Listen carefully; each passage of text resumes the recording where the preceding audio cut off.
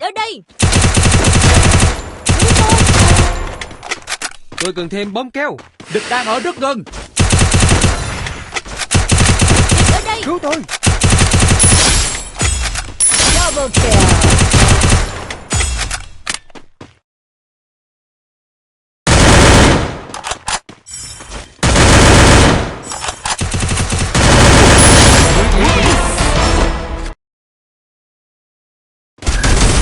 Tôi đã đặt siêu lửa trại.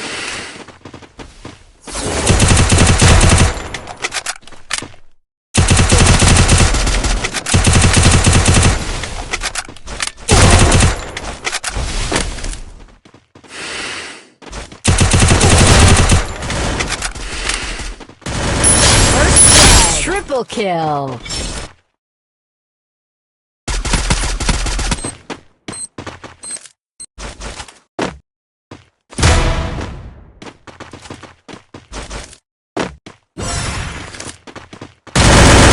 First blood.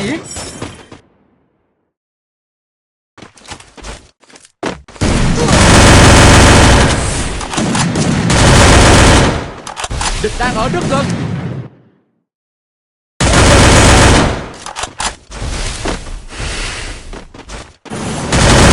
Triple kill.